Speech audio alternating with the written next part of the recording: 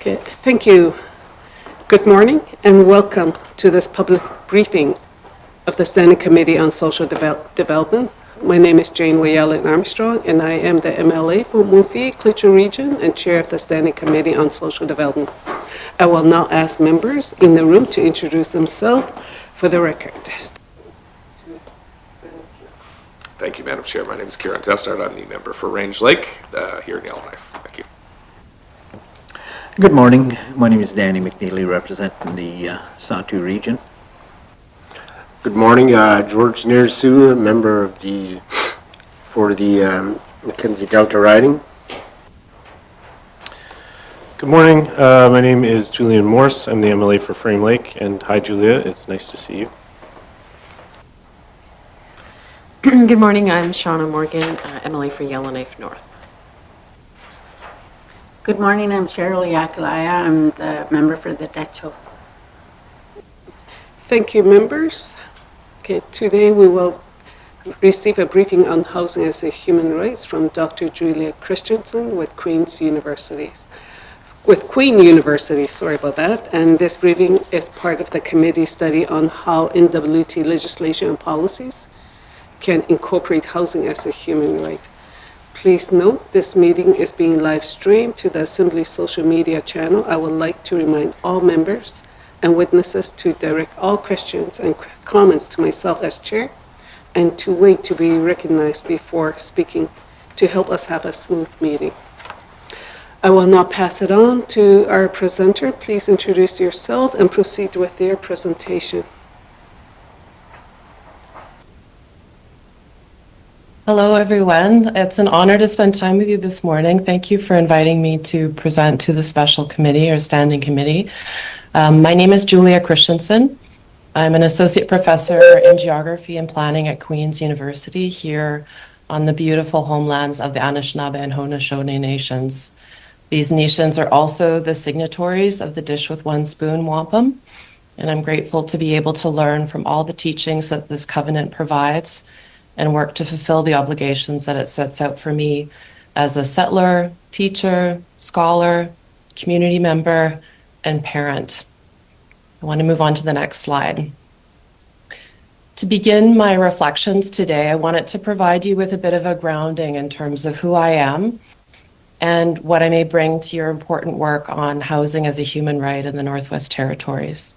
I was born and raised in Yellowknife on Chief Dry Geese territory, a territory where my family presently lives and which I will always consider home. For the past 15 years, I've pursued an academic career dedicated to the North through a focus on supporting the well-being and sustainability of Northern peoples and communities through collaborative work on Northern housing and home. Can move on to the next slide. There are a range of topics and themes I have explored in examining dimensions of Northern housing and home, including the dynamics of homelessness in the territory, the roles of Northern housing and social policy, and Indigenous self-determination of housing. Next slide, please. I've also engaged in work around the emergence of new housing challenges related to newcomer housing experiences, infrastructural vulnerabilities, and climate change. Next slide.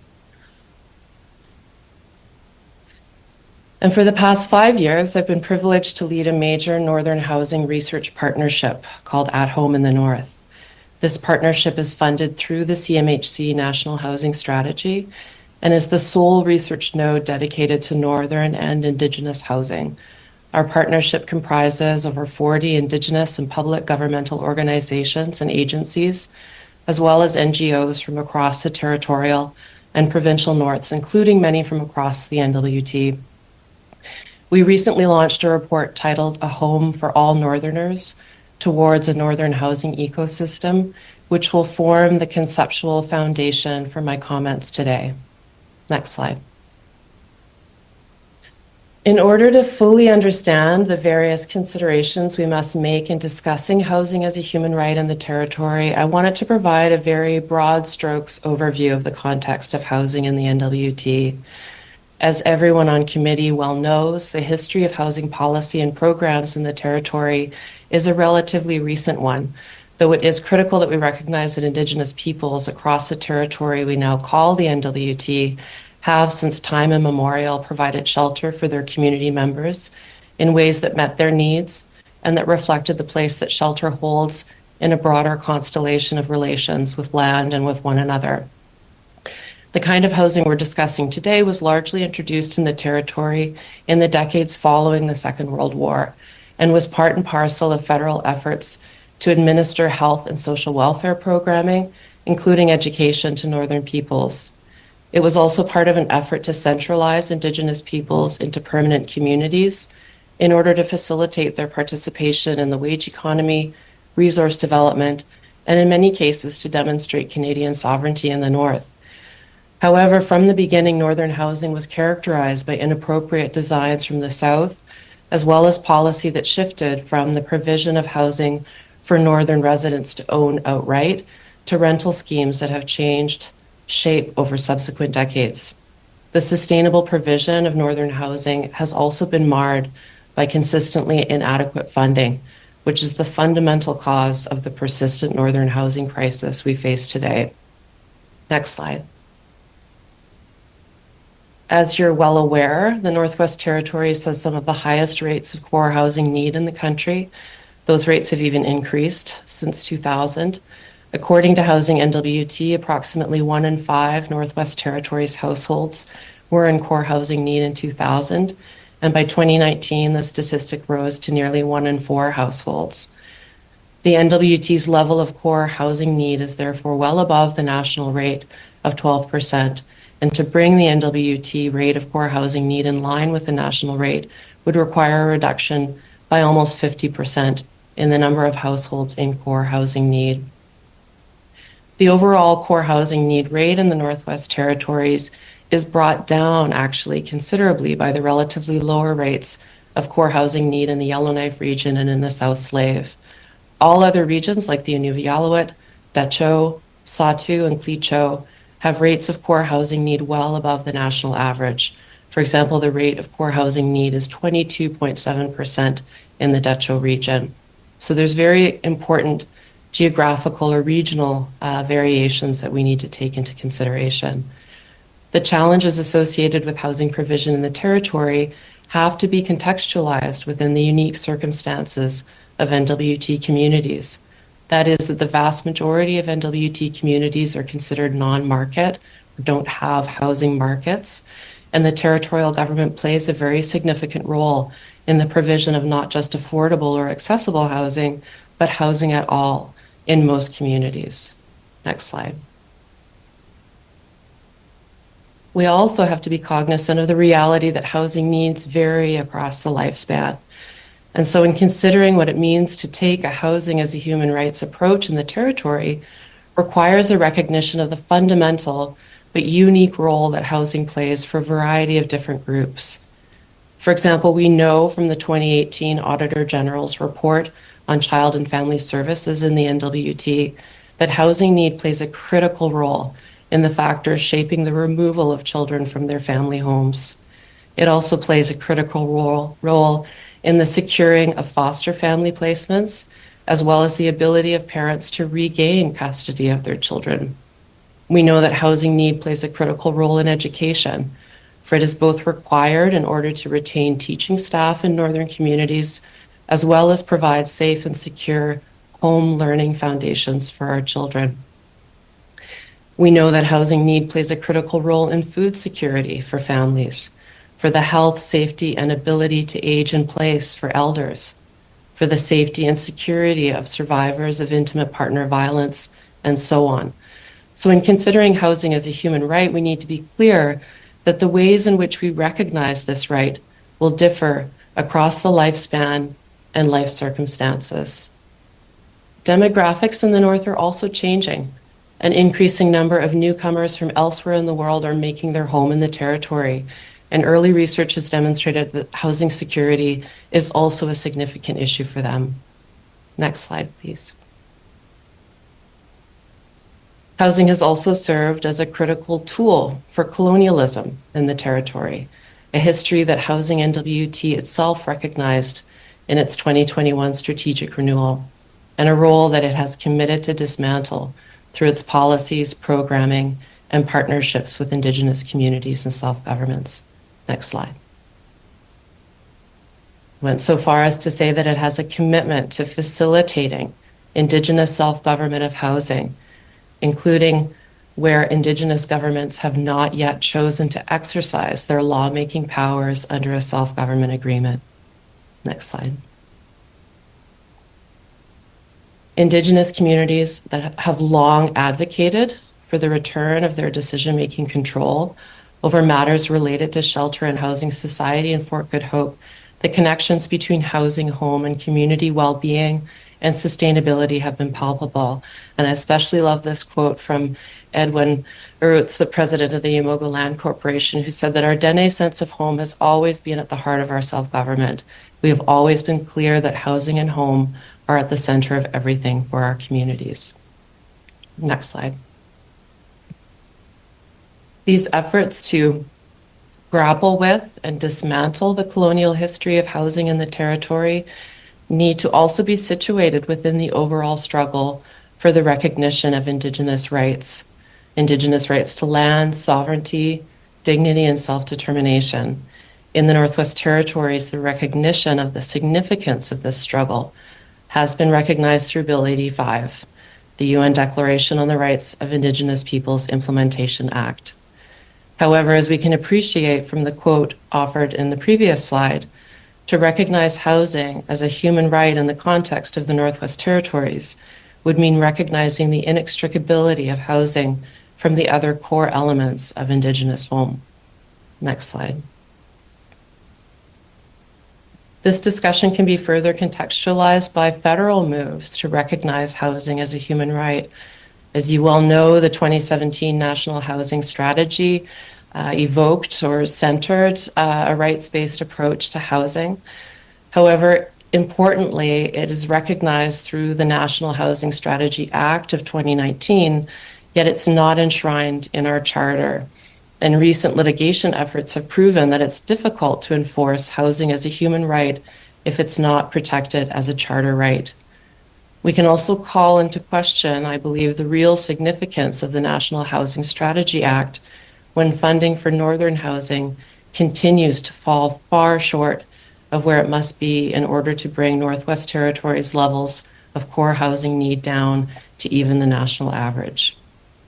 Slide 14, please.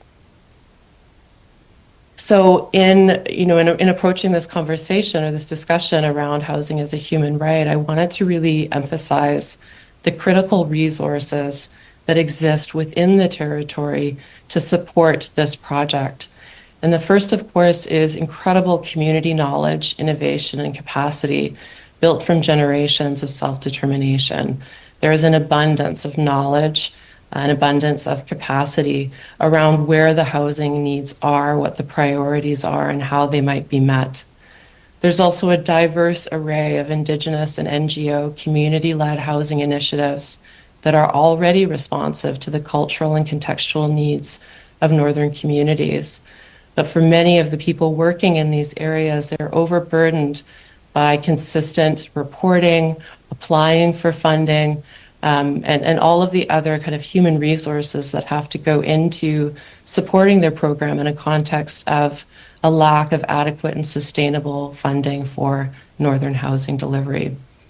There's also Housing NWT, which has strong leadership, a desire to promote homemaking for all Northerners, and again, an abundance of creativity and innovation existing within their staff. And then, of course, the strong leadership and vision from Indigenous governments across the territory. So these are all really critical resources to recognize and to support in advancing housing as a human right. Next slide, please. However, there's core challenges that are faced in implementing housing as a human right. And the first is really a lack of adequate, sustainable funding, year-to-year funding that Indigenous governments, community organizations, NGOs can rely upon in the development and delivery of their housing programming. We know that a one-size-fits-all approach to housing isn't going to meet the diverse needs of Northerners. And so ensuring that there's adequate funding to support these efforts, a diverse range of efforts, is absolutely critical. We also have a governance system both at the territorial level and at the federal level that silos housing from other core elements of home. It silos it from health, for example, from child and family services, from education, from justice. And we need to embark upon a reframing of housing as fundamentally about building, supporting, cultivating, and sustaining a sense of home for all Northerners. And so collaboration between different departments and different agencies is critical. There's also, federal policy that these conversations are existing within. And currently, the Urban, Rural, and Northern Indigenous Housing Strategy, promotes self-determination or Indigenous self-determination, but it only provides direct funding to Indigenous groups who are already have settled land claim or settled self-government agreements. So this creates disparity then between regions where there may be a settled land claim, a self-government in operation, and then other regions that are still in negotiation. We also, again, need to consider housing across the lifespan. What is housing as a human right? Whose housing are we talking about? Whose human rights are we talking about? And if we think about, for example, the example of children, housing as a human right for children is going to look a lot different than it will for housing as a human right for a single adult, for example.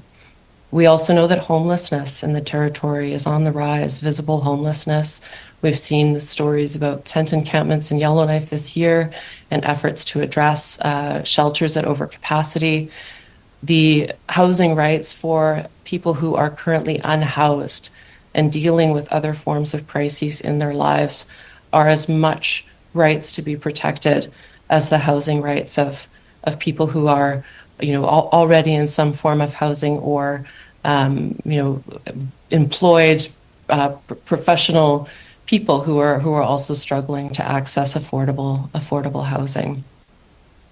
We have emerging challenges related to climate change and the climate change sensitivity of not just the bricks and mortar of housing, but the housing system as a whole. We saw from recent wildfire evacuations this past summer and the summer before that when faced with major climate change events, that various areas of the housing system are affected, not just, again, housing itself, but also the ability to transport labor and materials to communities. We also have a market-based housing system. Policy around housing is largely oriented around a housing market, but this is in a context that is a largely non-market context. And in fact, housing policy today really privileges the CMHC's housing continuum, which I'm going to talk about in the next slide.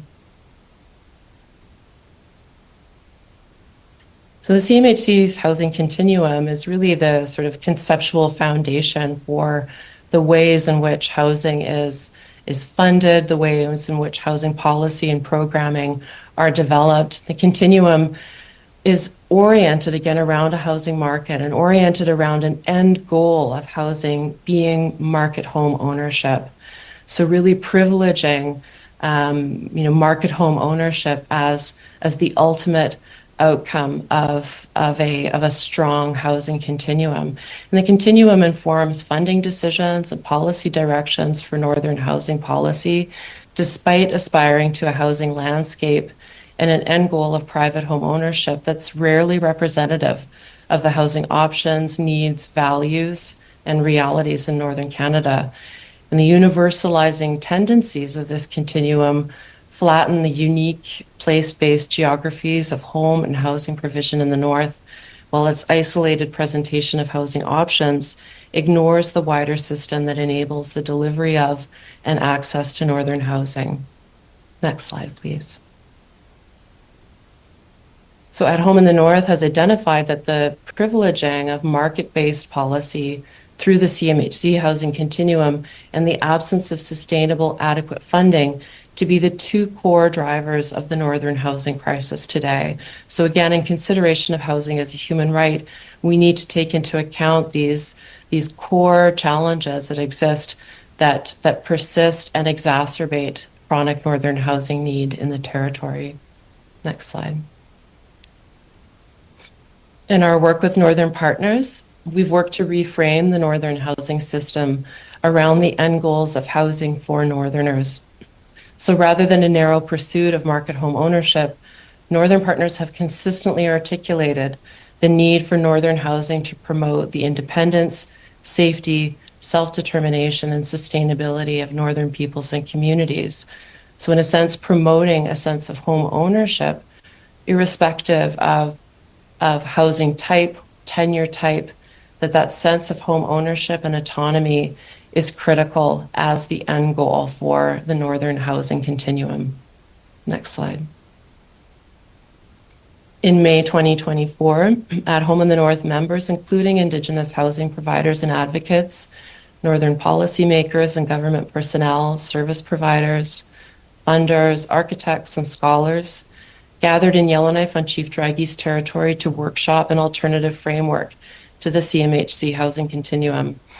Emerging from this knowledge gathering was a template for a Northern housing continuum that captures Northern specific options and end goals for housing, as well as the relationships that shape home and the network that is integral to the sustainable delivery of housing in the North. At the center of the ecosystem is home, as a site for peace, safety, stability, well-being, and family, alongside self-determination, autonomy, and independence, all articulated as the end goals for Northern housing. Challenging the CMHC's housing continuum's proposal that the one form of housing success is market home ownership, the Northern housing ecosystem instead captures multiple core values that can be achieved through ownership in all housing forms and living situations. Surrounding this core is the constellation of community relationships that shape homemaking and well-being in the North, in which home and self-determination are embedded. These relations locate housing and home within a web of community well-being connected to education, culture, economic development, health, children and families, land, and governance. The outer ring that surrounds both the end goals for Northern housing and the relations within which home is nested presents the elements, processes, and considerations that are needed for building home in the North. Crucially, these pieces are not isolated nodes, but together form an interconnected network supporting Northern housing and home, through which information, resources, and materials flow between different areas of government, different areas of expertise, and different places. Next slide, please. So what are the requirements of implementing housing as a human right in the Northwest Territories? I think one of the first requirements is really an indigenized approach to housing governance for all Northerners. So seeing housing and home as the cornerstones for community, regional, territorial well-being and sustainability. It's also looking rather at housing as a human right, at home as a human right. Housing and shelter are just one part of what is required in order to support strong communities. Understanding that home underpins the health, well-being, sustainability of all Northerners and at all scales is crucial. It's also recognizing that housing and home have a territorial geography. There are a lot of relationships between communities, between regions that are necessary to the provision and sustainability of housing and sustainability of home. It's the promotion of Northwest Territories housing as an ecosystem, collaborative, intergovernmental, interagency support of homes for all Northerners. It's the promotion of sustainability across the ecosystem, so advocating for funding, policy, and reorganization of governance that ensures the sustainability of the Northern housing ecosystem. And finally, culturally and contextually appropriate alternatives to a market-based approach. So considering how home ownership as the end goal of a Northern housing continuum can be achieved irrespective of the market, irrespective of market home ownership. Next slide. So just in closing, I want to thank you so much for your time listening to me today, and I really look forward to our discussion now. Thank you so much for having me. Yes, okay. Thank you for the presentation. I will now ask members if they have any questions. Mr. Testart? Thank you, Madam Chair, and thank you, Dr. Christensen. That was an excellent presentation, and I appreciate your work on this very important subject. I'd like to ask you, I'm seized on this idea of we have housing as a human right underpinning federal strategies or the national housing strategy and a lot of other policy documents, but we've yet to see it enshrined in Canadian either in the Charter or in human rights law, to my knowledge. If, let's say, the NWT were to include it in our human rights legislation, or even broader, if it was included in the Canadian Charter, what would that practically do to housing policy? How would it be used on the ground to improve housing conditions, say, in the Northwest Territories? Because academically, I completely understand when you take this very high level, but right now the situation is so dire, and what we're hearing from constituents is we need homes. So what's the very practical way housing as a human right enshrined in legislation will help get homes built and get people into homes? Thank you. Thank you. Thank you, Mr. Testart. Dr. Christensen? Thanks for that question. I mean, what it would do is it would make it an enforceable right. It would make it possible to, to litigate, to present in the courts that a right was being denied, or that the government was failing to provide adequate resources in order to ensure that right. So it would give housing as a human right the legal teeth necessary, I think, to advocate for, to provide stronger advocacy behind the demand for increased funding. It is, I mean, currently right now, when you consider the National Housing Strategy Act and you consider the National Housing Strategy itself taking a rights-based approach, what it's articulating is intent and spirit. It's not articulating an actual responsibility and obligation to back that intent and spirit up with the funding that is required in order to achieve it. We are in a situation since the early 1990s where the federal government has been clawing back its support for social housing, not just in Northern Canada, but across Canada, with the goal to have that at zero by, I believe it's 2036.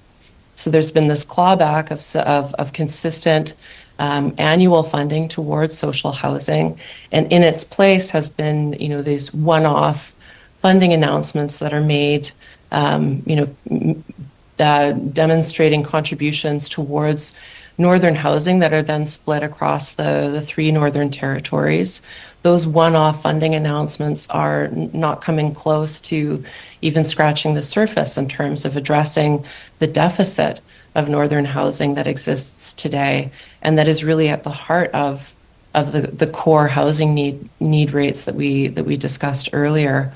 So what it does legally by enshrining it in the charter, recognizing it as an official human right, provides that legal those legal teeth that are really necessary in order to be able to then litigate against government for failing to provide adequate resources.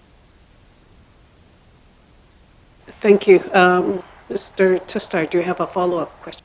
Yes, thank you. No, and that's useful. I think there's an impression when we speak this way, because it's new ground, that you could sue the government if you didn't have a home, and they would be obligated to provide you with one. But I know that that's not the case, and we have heard that just because there's a right to housing doesn't mean you have a right to a home, and it doesn't mean you're going to be given a home. Pivoting slightly, so you've mentioned the kind of the colonial nature of the housing the CMHC housing continuum.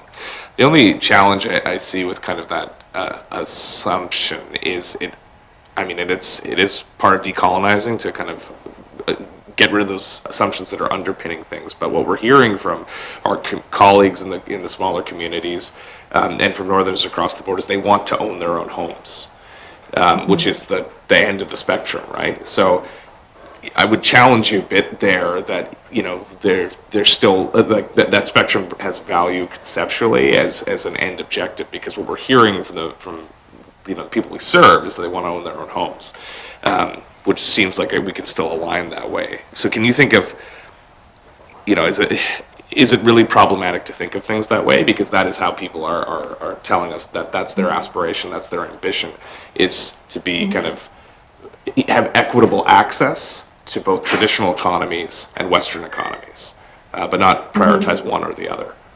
Thank you. No, Thank you. Okay, just wait. Yes, thank you. Dr. Christensen? You can Sorry to interrupt. Absolutely. That is, I mean, home ownership and owning the physical structure within which one lives is absolutely the goal for so many Northerners. It's more the question around whether that is achieved through a market-based system.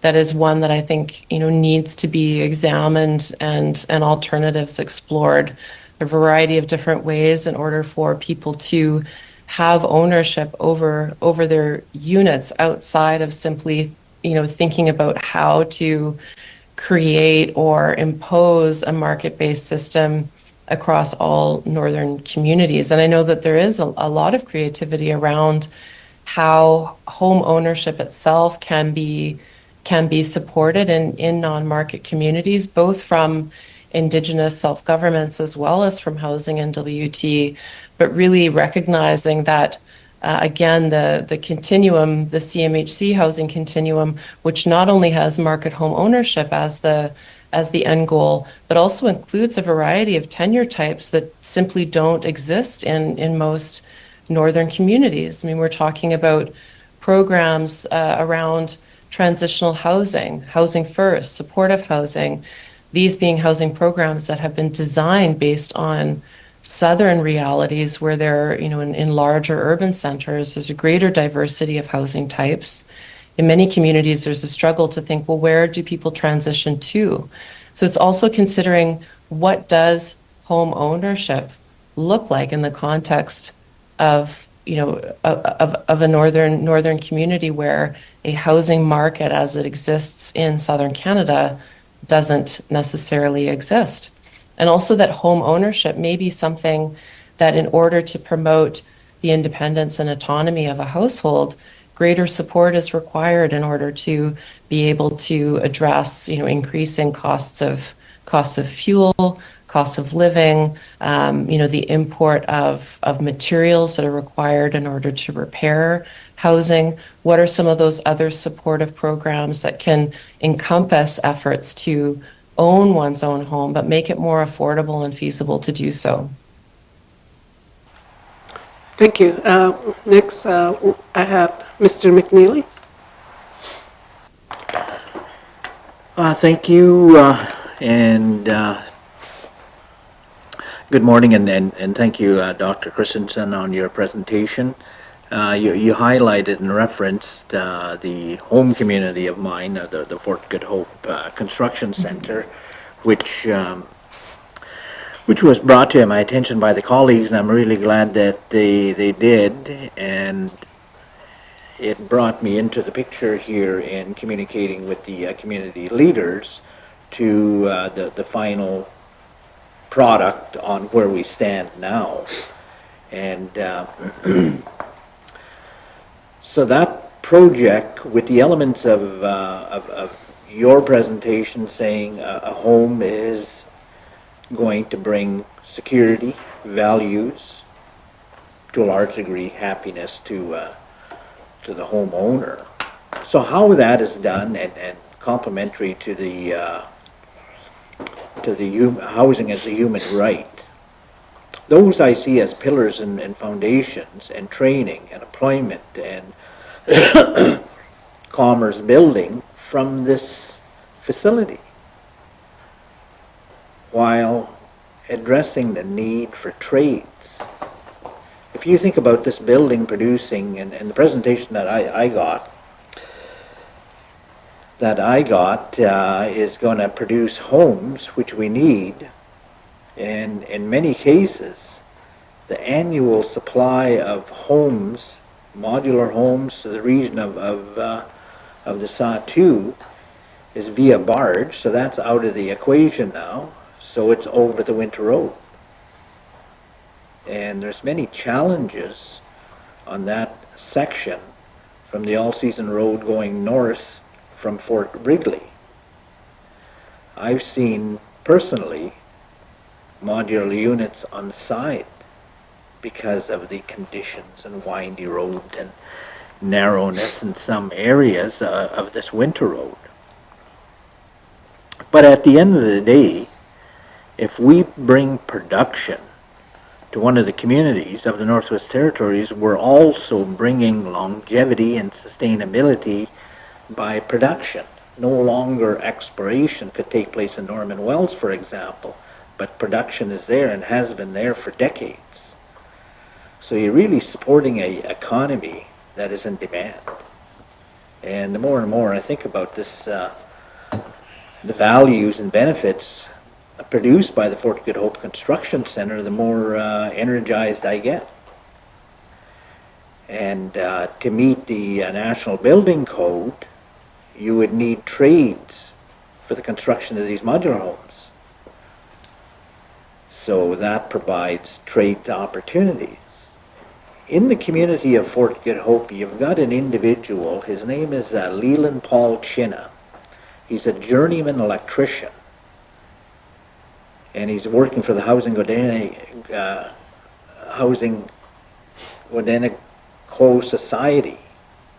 So now you have a young individual that is earning a trade salary and working in his own home community. So that same application could be moved to other trades needed to build these modular homes: heating, plumbing, carpentry. So if you look at it from a holistic point of view, it's really a good news story, and it meets the presentation that you're saying on the housing as a humanitarian gift. So bringing that gift to the communities, and if we can secure more funding for the O&M of this facility, right now they've secured 15.2 million, so they're going to ship up the materials this winter road season, but they need O&M for continuance. So I'm hoping that our government would support that by issuing them a contract so they have financial security for the O&M and construction of modular units. So I just bring that, and I'm hoping that we can share your pillars of the human right to support the continuance of the center. Have you got any thoughts to that approach? Thank you. Thank you. Thank you, Mr. McNeely. Dr. Christensen? Thank you for those comments and that reflection. The Sahtu and the Fort Good Hope in particular, there are incredible examples of how housing has been seen as really the cornerstone for self-government, for self-determination. And the work of the Housing Society, as you have just articulated, is an incredible example of that, in large part because what it has aimed to do is to really promote housing as an industry, as an industry in the community, as an industry in the region. Much of the vulnerability or precarity of northern housing rests on the reliance on labor and materials from southern Canada. And of course, the transportation of labor and materials becomes more and more precarious when we look at things like the low water levels in the Mackenzie, the inability of barges to reach communities, wildfires and closures of highways, and then also just the the potential for destruction or smoke damage of materials that are in storage, such as what occurred in Enterprise during the wildfire season of 2023. So promoting housing as a viable northern industry and thinking about how that can be done, not, in one site in the territory, but at multiple sites, to be able to limit then the reliance that northern communities have on the import of labor and materials from elsewhere is a huge part of the puzzle of how to ensure housing is recognized as a human right. It's about increasing the sustainability and increasing the ability for northern people to actually be able to direct, to be able to articulate their own housing needs, visions, and priorities, and then to be able to direct how those housing needs, visions, and priorities are met. And so with your example of Leland Chinna and others who are, becoming trained in how to design, build, repair housing, seeing that as a career opportunity, that's a career opportunity that won't go anywhere. That's a career opportunity that is going to be required for the future of the community. So these are also really sustainable employment options, that we can consider with respect to housing. I know from working closely with Arthur Toback at the Kashogutne Housing Society that part of the work that they want to be able to do within the society is to be able to share some of the initiatives and innovation that they have been embarking on in considering housing as not just the provision of necessary shelter to community members, but again, as housing as a place for education, for training, for the development of new skills, for the creation of necessary materials for the building of housing and the maintenance of housing. There's such a desire to be able to share some of those innovations with other northern communities, not just within the territory, but across northern Canada, who may be interested in kind of taking on a very similar approach. But again, because of the amount of human resource hours that have to go into applying for funding year to year, the time and ability to be able to do that is so limited. So there's some really great kind of case studies that could be promoted across the Northwest Territories, for example, and adapted depending on the particular needs and desires of different regions, that we can find in what is happening today in Fort Good Hope as one example.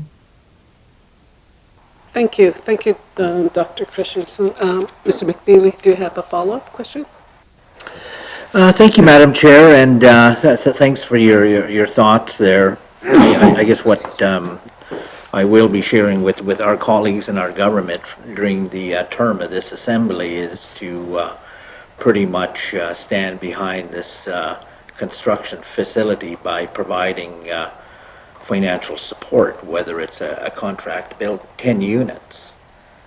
And at the end of the day, you're supporting the creation of a going concern and guaranteeing an end product that is in demand. Just imagine this unit producing, let's just say 5 units per year. That 5 units would be occupied within a matter of hours after being set up inside the community of Fort Good Hope, and that demand could be shared with other northern communities and Sahtu communities as well. So your product is really in high demand, and it could be designed for easy shipping, for easy occupancy. Maybe some units or some families don't, or bachelors really just want a 1-bedroom design unit, not a 3-bedroom. So there's so much, I would say, excitement behind this project, and I'm hoping that we as a government and yourself as an advisor on maybe advocacy for further O&M funding, we can all put our heads together and assist the community. Thank you, Madam Chair. So that was more of a comment. There's no question in there. So if Doctor wants to reply, but if you're okay with it, then I will go on to the next, to another person to ask question. If I could just add, if I could add one thing. Okay, go ahead. To Mr. McNeely's comments.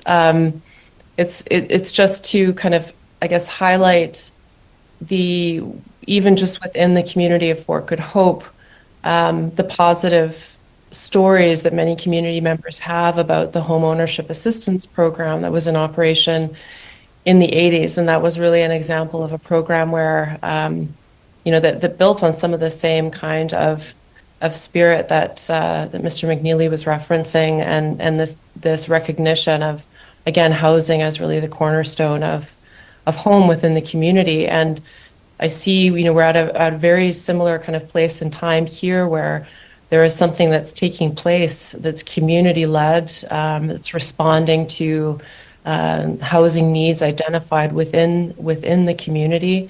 It's such an exciting time, and I agree with him that advocacy and support around this really important initiative is absolutely crucial. Thank you. Thank you. Now we will go on to Ms. Morgan. Thank you, Madam Chair. Dr. Christensen, you spoke at length about how important it is to ensure that everyone has a sense of home ownership, even if they don't have private, like, ownership of their home in a market sense. Do you have any examples of what that would look like in, like, a concrete policy context in terms of, okay, if not everybody is going to actually hold a title to their own home and land, and some people are going to be in rental situations or in public housing or various situations, what does it actually look like for them to have a sense of home ownership, and how do we accomplish that, and what's the government's role in that? It's a lot of questions packaged together. Thank you, Madam Chair. Okay, thank you, Ms. Morgan. Dr. Christensen? Thank you so much for that question, or that set of questions, Ms. Morgan. And what you're really bringing me to is to the sort of the next few years of At Home in the North research in terms of our priorities, because we've now, we've had these conversations with partners around what the end goal of Northern housing is. And as I said in the presentation, it's the cultivation and sustainability of a sense of home ownership for all, but how that can be achieved is where we're going now in terms of our exploration and our discussion. And part of that will include, or does include, looking to specific examples, different programs that are already in place, in various parts of Northern Canada, but also looking to some of our collaborators in the circumpolar north. So one example, and this is an example that I've spoken about previously with Minister Kaptana, is the example of housing, social housing governance in Greenland. So this is an example that I can offer to you as the kind of, to give a sense of what it is that I mean when I say that we're interested in exploring various options for promoting home ownership for all. So in Greenland, with the delivery of social housing, when someone becomes a tenant of a social housing development, they're automatically part of a housing association that's specific to that building or to that development where they live. They have voting rights in terms of how the maintenance budget is spent. There's individual rights with respect to budgets that are allocated for each individual unit, where the person living in that unit can identify, this is something that I would like to have repaired this year, or this is something that I would like to do in my unit that is going to improve, improve the experience of living in this unit for me and my family within this budget. So there is an individual budget and a project-wide or building-wide budget that the tenant has rights over how that funding is allocated. And so I think having that ability to be able to feel like you have some decision-making capacity over how funding is used to address issues in your individual unit or the building as a whole, have those voting rights, is one example of how a sense of home ownership can be cultivated, even in a situation where someone is living in heavily subsidized housing, and where ultimately it is government in that case that owns the development. So the policy change there is in creating housing associations at the level of these different projects or different regions where the tenants themselves have some voting rights over how the annual O&M budget is used. Thank you. Ms. Morgan, do you have a follow-up question?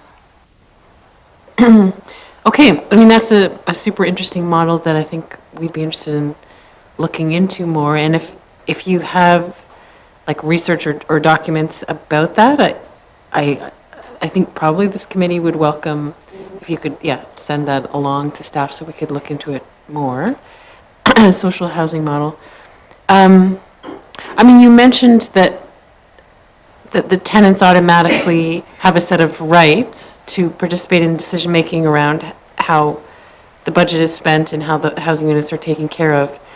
What about a sense of responsibilities that go along with that? Like, do the tenants or the people who live there also then have to live up to a set of responsibilities, to each other, to their neighbors who live there, and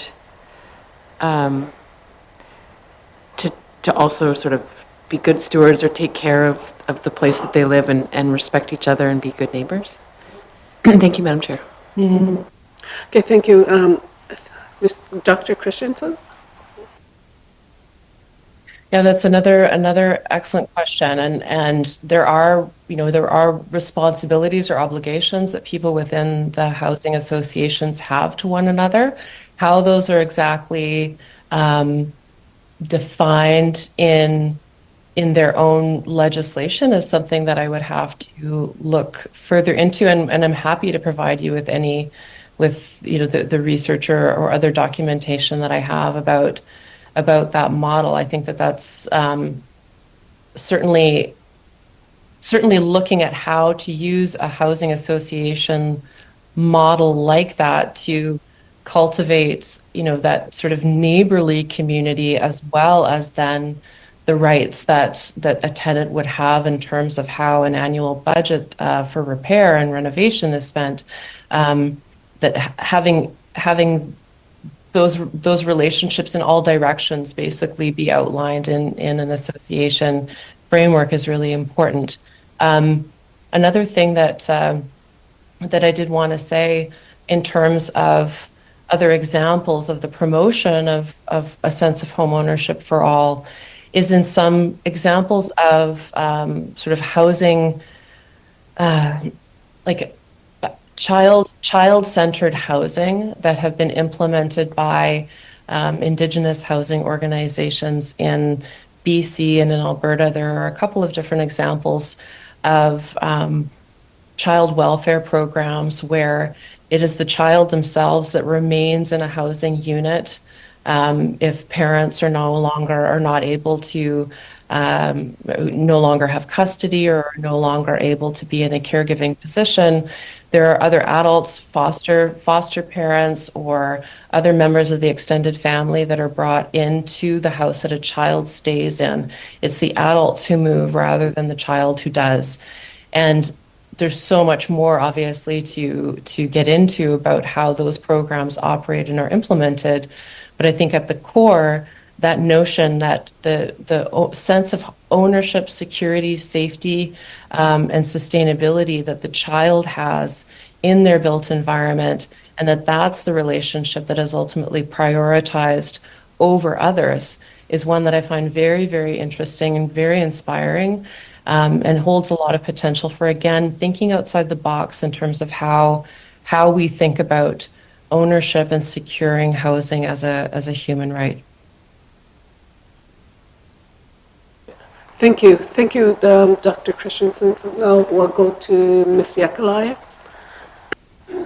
Thank you. Thank you, Dr. Christensen, and your presentation. You talked about in your requirements the implementing housing as a human right in the NWT, and the first one, it says indigenized approach to housing governance for all Northerners. What does that look like? What are you explaining there? Thank you. Thank you, Dr. Christensen.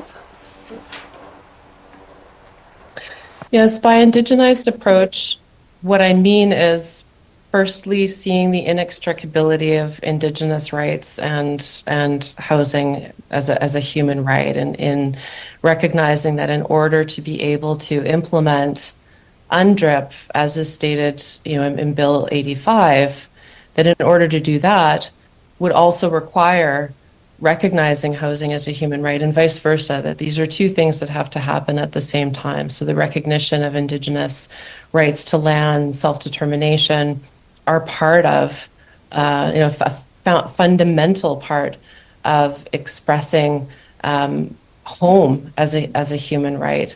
And so that's the first part of it, is seeing those two conversations not as, or those two efforts on the part of government, not as separate efforts, but as ones that are inextricable from one another.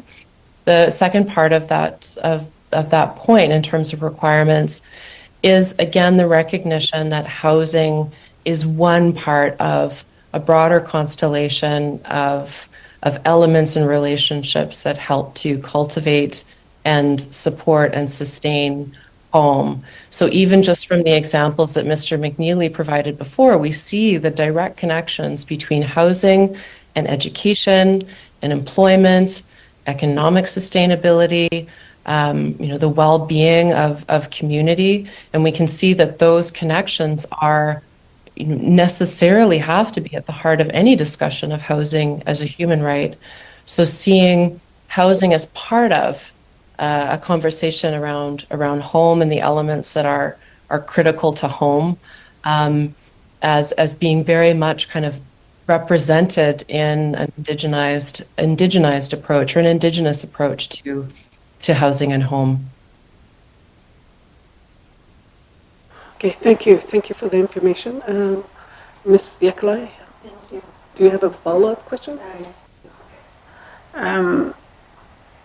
Looking at the whole housing spectrum and the way you explain it, when this housing as a human right motion came up and we all passed it, and I guess I never thought about all of the other elements that go with it. For me, housing, when you have a home and you take care of it, and you take care of yourself in the home, you take care of your family. If you don't have a home, it's hard to get a job, it's hard to go to school, it's not easy to kind of live the life that you want to live.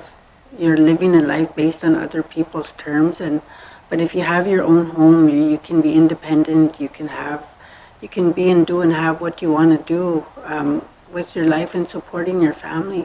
So that's what I was thinking about when this all came about. And then realizing that it's more than that is, I guess, in some ways, I think we have to look at it, and I'm happy for the Cashew Koteni. They're taking a role in becoming self-determined in their housing area, and a lot of I have one of my communities where they're starting to look at that, and they're looking at it. They're getting things moving. It's just having the whole community approach to how we want to look at housing and how it's going to affect our people in the community. And if we do that, there's education and all the other stuff that goes with it, the training, the education, the how we're going to support the economy, all that stuff works with it. So the question, well, I guess it's not really a question, it's just, it's understanding how it all plays together. That's in a plain English way, That's because a lot of people in the communities need to understand that how this works is it's going to affect everybody, and not just, it's going to have an effect on everybody, most definitely. So it's more of a statement, but if you want to add to that, then please do. Thank you. Thank you, Ms. Yakalaya. Dr. Christensen, you will. Yeah, well, I would add that, I was thinking back to Mr. Testart's comments at the beginning, and also just, recognizing the reality that housing needs are urgent. There's an urgent need to add more housing stock in northern communities, regardless of how it is added, where it comes from, who builds it. There is an urgent need, and we cannot, we cannot dispute that.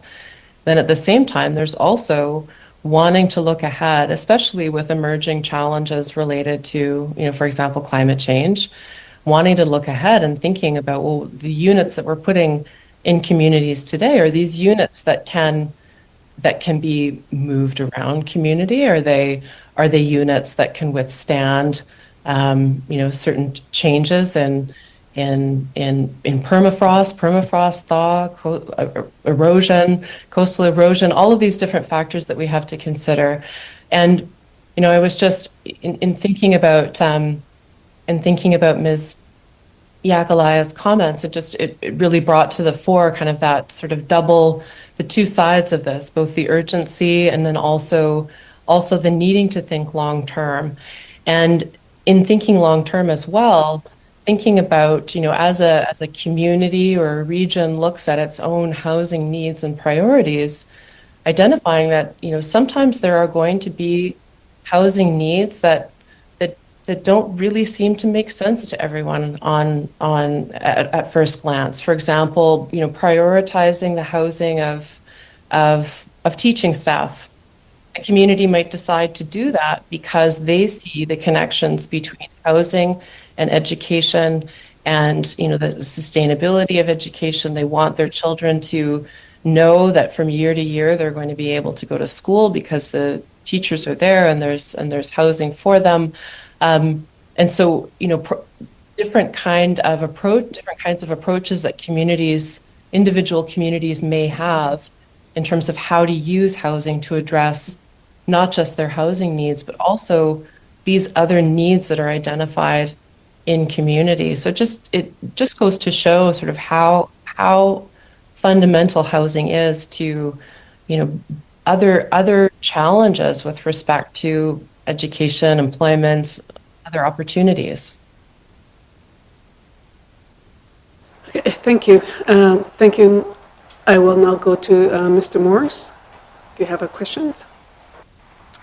Thank you, Madam Chair, and thank you, Dr. Christensen, for the presentation and the answers to all the questions so far. I mean, I think we've covered a lot here, but I wanted to, I guess, ask a bit of a high-level question, just because this is such an ongoing debate that's happening in the Assembly right now. We've set housing as a priority in the Assembly, and there's been a lot of back and forth about, what realistic goals look like, what we should really be fighting for specifically, and it's been hard to, I think, identify specifics because, as you've highlighted so well in your presentation, this is complex. It's not something where kind of a one-size-fits-all easy solution is going to come in. We just throw some money at it and the problem goes away. It's certainly not that way at all. But I'm wondering if you can kind of speak to, in your eye, through what you've learned through your research, what is the ultimate end goal that you see us, that you think we should be working towards? And maybe maybe there's a lot of facets to that goal, but, what would you see as success of the housing continuum that you created, kind of in response to the one put forward by CMHC? Because I think, articulating that might help us kind of tell the story that we're trying to tell, and help us understand where we're trying to get to. Thank you. Okay, thank you. Dr. Christensen? Thank you for that question, Mr. Morris. I think that, and yes, I mean, it is a complex issue. There's so many different parts, so many different ways at addressing, I think, the persistence of housing need in the territory.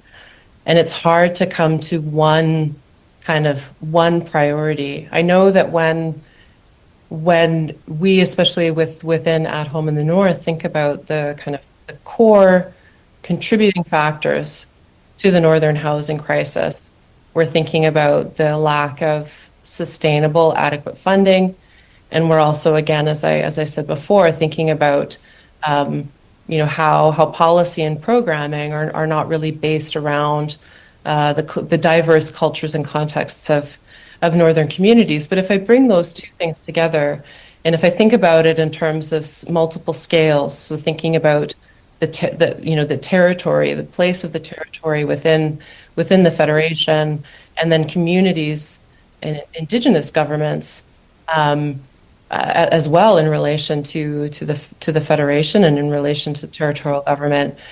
The word, or the kind of the goal that I can think of beyond all others, is very much a goal of self-sufficiency, self-reliance, in the context of Indigenous communities, Indigenous self-determination. I think that the way forward for the territory is really considering how to lessen its reliance on these one-off funding announcements. I think from the perspective of communities, it's thinking about how to, again, lessen its reliance on resources, labor, materials that are coming from elsewhere. And so what does it mean to really promote housing as a northern industry, and the self-sufficiency of the North with respect to housing? Well, that means, increased attention into the education and training of labor. It means increasing investment into, modular housing development in the North, the acquisition and storing of materials in the North. It means looking at things like building code and making it possible for residents within public housing, for example, to be able to repair their own units when need be. We currently have a system where people have to just wait for someone to come and fix a mold issue or fix an issue in terms of drafts in windows. And in many cases, those are issues that can be fixed by people in community who already have the capacity. We often talk about a lack of capacity, and it's just simply not true. There is an abundance of capacity when it comes to repair and maintenance of housing already existing in communities. So how can we eliminate some of the red tape that holds up those processes? How can we bring more materials for repair into communities year-round? Really kind of approaching housing as an opportunity for sustainable economic development. And again, as Mr. McNeely offered, with his own examples, housing is something that's not going anywhere. So people who are trained in housing construction and maintenance and repair, those are jobs that are always going to be in demand. I think there's a real opportunity there to consider what self-sufficiency at all scales means. What does it mean for housing in WT? What does it mean for the Kashugatne Housing Society? What does it mean for the town of Inuvik? There are a lot of different ways to consider how self-sufficiency can be promoted. Thank you. Thank you. Mr. Morris, do you have a follow-up question? Yes, absolutely. Thank you very much for that detailed question. I really appreciate you really elaborating on your thoughts there, and that's given me a lot to grasp onto. I guess what really stands out to me in that answer is just what a significant change it would be to the status quo of how housing is being delivered in the NWT. I mean, and one of the things that we've been going back and forth with Housing NWT about is, there's a massive maintenance deficit currently occurring within Housing NWT's stock, all the thousands of homes that they're running that we're not keeping up with. And, they've done a needs assessment showing that over the next 15 or so years, they're going to need to spend $2 billion to stay on top of it. So it's a massive problem, and one that I think that I'm certainly looking at and trying to figure out, okay, how do we, as an assembly, push funding towards this? But the one thing that gives me some pause here is when I hear your answer, a lot of what you're saying is moving away from the model where Housing NWT is doing all of this work. And so I'm not sure I have such a question, so to speak, but I guess the real question is, how do we go about doing the work of untangling ourselves from a system that I think everybody can agree isn't working very well? I think, when I talk to my constituents who live in public housing, not all of them are happy with the situation that they're in. Many of them are not.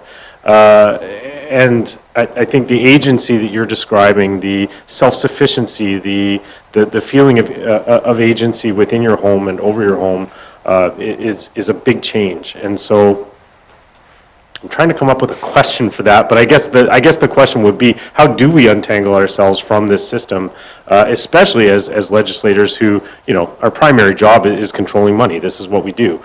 And it's staff who go ahead and implement policy like this and implement change like this. So I'm left at I guess, in a bit of a difficulty knowing how to move forward, but I suppose that would be my question. Where do we start? How do we get out from the system that we've created and created so much dependency around, and move forward in a different way?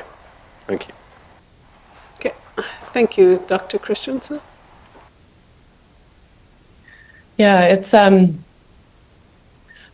I want to be clear that, I see the promotion of self-sufficiency as happening in cooperation or in collaboration with Housing NWT. I know, even just looking at the strategic renewal in 2021, there was a desire there to reinforce and recognize the social role of Housing NWT, its primary responsibility to the delivery and administration of public housing. Housing NWT has been in this very challenging position of being the arm of, for housing governance for the GNWT. And of course, there are many other housing programs or housing types that exist outside of just the building and maintenance of public housing. But I do know that there is a lot of red tape or bureaucracy that really holds up the ability for different individual tenants to take on some of their own repairs. There are some potential solutions there in kind of streamlining the process that would enable Housing NWT to provide a supportive role to a tenant, but not necessarily be in a situation where that maintenance is waiting on Housing NWT to be able to allocate the staff to provide, to do the maintenance work. So there are different sort of smaller scale possibilities that I think would be very interesting to explore. I also know that, there's so much transformation that's taking place in the territory now around Indigenous self-government of housing. And again, Housing NWT's changing role with respect to housing in different communities in different regions. So that opportunity for Housing NWT, again, to provide an increasing kind of support role, collaboration role to different communities and regions embarking on their own housing plans and the implementation of their own housing plans. So certainly alongside increasing self-sufficiency of housing, there is a kind of not a redirecting of housing in WT, but perhaps a sort of focusing in on the roles and responsibilities of that department in support of more of these community-led efforts. I also just wanted to say that in my own work with people who with public housing tenants across the territory, time and again, there is a level of frustration that is expressed at feeling a sense of dependency on government for the provision of housing. And that sense of dependency is one that is, regardless of what, of the best of intentions, that sense of dependency is underscored by the status quo. The kind of the self, income reporting requirements, the work that's involved, for example, in just being a public housing tenant, in some cases that have been shared with me has rendered the tenant or the leaseholder themselves to feel incredibly under the thumb. And that feeling itself is, can be very damaging, and it can really damage a sense of independence, a sense of autonomy, and again, that feeling of home ownership. And so it's that feeling that I think is something that we really do need to center in our efforts to promote self-sufficiency. So it's alleviating that feeling at the level of the individual, and it's also alleviating that feeling at the level of the region or the territory, where we can be in a situation where suddenly low water levels or wildfires can prevent important housing materials from making it into community. So by focusing on housing, I think as an industry, as an opportunity for economic development at all scales, and considering what would need to happen in order to be able to do that, is a place that I would just it's a place that I would start. And I have, as a part of our research program too, we just recently published a paper on this topic in collaboration with Arthur Toback.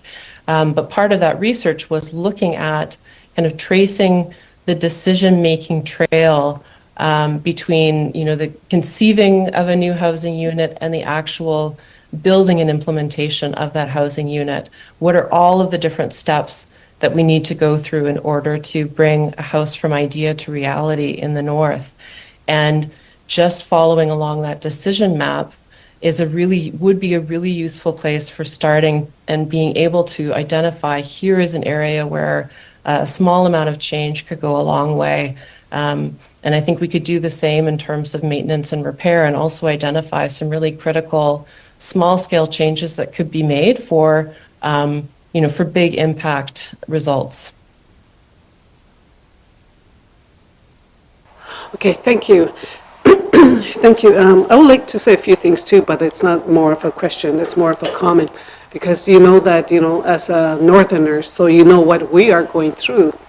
And you know that housing is a major issue in the Northwest Territories, especially in the small communities. And thank you for identifying the challenges, the criticism of resources for implementing housing as a human right in small communities. And you touch base on lots of issues that we have been addressing as the Northerners, and our local leaders have been addressing, and our community members have been addressing.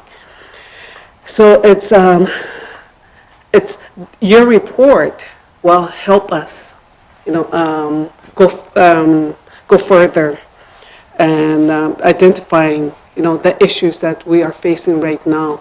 There's a lot of homeless issues in the North too as well, and that's a priority for us too as well. So it's good. I really I do welcome. I like your presentation because it's going to help us further with our report. And I want to say thank you for joining us. Thank you for your presentation on housing as a human right. And I guess this will conclude our public briefing for housing as a human rights.